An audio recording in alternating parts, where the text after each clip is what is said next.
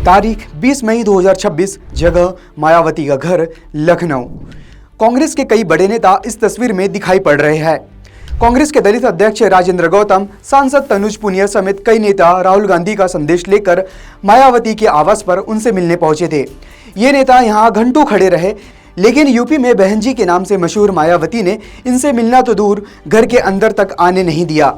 Gate पर ही security guard ने tata bye bye बोल दिया। सिक्योरिटी गार्ड ने आईना दिखाते हुए कहा कि बहन मायावती जी से मिलना है तो अपॉइंटमेंट लेकर आए। कांग्रेस नेताओं के कांड के बाद अब कोहराम मचा हुआ है तो सफाई भी सामने आई। कांग्रेस सांसद तनुज पुनिया ने बयान जारी करके कहा कि मायावती के घर जाना और उनके हाल पूछने का फैसला अध्यक्ष राजेंद्र पाल गौतम की मौजूदगी में हुआ था। क्या कह रहे हैं सांसद तनुज पुनिया, पहले इन्हें सुनिए फिर आगे की बात करते हैं। मायावती जी की स्वास्थ्य के बारे में चर्चा हुई तो जब वहां से निकले, बगल में माननीय मायावती जी का आवास था, तो राजेंद्र पाल गौतम जी ने कहा कि समाज की हमारी सीनियर नेता हैं, उम्र भी 70 साल के ऊपर लगभग हो गई है, तो उनका हालचाल और स्वास्थ्य की जानकारी लेने के लिए एक जनरल विजिट हम लोगों ने बिना किसी पुरानी पहले से फ़ोन किए हुए या किसी से पूछे हुए वहाँ बस इन जनरल पूछा, अगर व्यस्त नहीं है तो 2 मिनट उनसे हालचाल हो जाए। इसी जनरल विजिट थी, इसका और कोई मतलब नहीं था। नमस्कार, मेरा नाम है आयुष और आप देख रहे हैं ONOG न्यूज। उत्तर प्रदेश की राजनीति में एक बार फिर चर्चा में है। क्या मायावती ने कांग्रेस के लिए अपने दरवाजे बंद कर दिए हैं? क्या बसपा पूरी तरह एकला चलो की राह पर है या फिर ये चुनावी रणनीति है जो वक्त आने पर बदल भी सकती है? क्योंकि यूपी में दलित वोट सत्ता की सबसे बड़ी चाबी मानी जाती है और इसी वोट बैंक के इर्द गिर्द अब नया सियासी समीकरण बनते दिखाई दे रहा है। यूपी की राजनीति जहां एक बयान पूरे चुनावी समीकरण को बदल देती है, वहां अब चर्चा मायावती और कांग्रेस की दूरी की है। हाल के दिनों में कांग्रेस की मायावती से मुलाकात की चर्चाएं सामने आई, लेकिन मुलाकात नहीं हो सकी और इसके बाद एक बार फिर सवाल उठने लगे हैं, क्या बसपा ने कांग्रेस के लिए रास्ते बंद कर दिए हैं? लेकिन बीएसपी सुप्रीमो मायावती दीदी पहले ही साफ कर चुकी है कि पार्टी गठबंधन की राजनीति से दूरी बनाए रखेगी और संगठन को मजबूत करने का फोकस करेगी। ऐसा क्यों कह रहे हैं हम, चलिए विस्तार से बता देते हैं। सबसे पहले आपको वो बताते हैं कि कैसे बहन जी मायावती एकला चलो अभियान के तहत काम कर रही है। मायावती की राजनीति में गठबंधन से दूरी तक की बात करें तो 2007 के विधानसभा चुनाव में बीएसपी अकेले चुनाव लड़ती है, जहां उसे पूर्ण बहुमत मिलता है।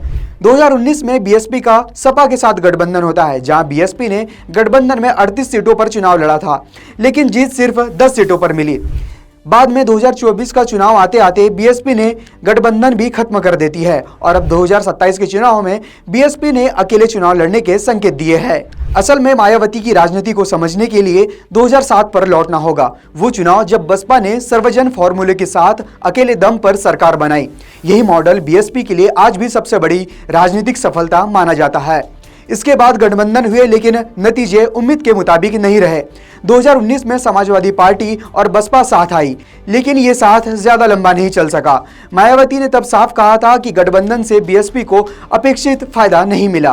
अकेले अपने बलबूते पर चुनाव लड़ने के बारे में बीएसपी की राष्ट्रीय अध्यक्ष द्वारा, मेरे द्वारा खुद एक बार नहीं बल्कि कई बार सार्वजनिक तौर पर तथा खास तौर से दिनांक 9 अक्टूबर सन 2025 को बीएसपी के जन्मदाता एवं संस्थापक मान्यवर श्री कांशीराम जी के पुण्यतिथि के मौके पर लखनऊ में आयोजित विशाल महारैली में भी इसकी खुली घोषणा की गई है। तो सवाल उठता है कि क्या बीएसपी फिर पुराने मॉडल पर चुनाव लड़ेगी? सवाल यह भी है कि बहुजन समाज पार्टी की कांग्रेस से दूरी क्यों बनी हुई है?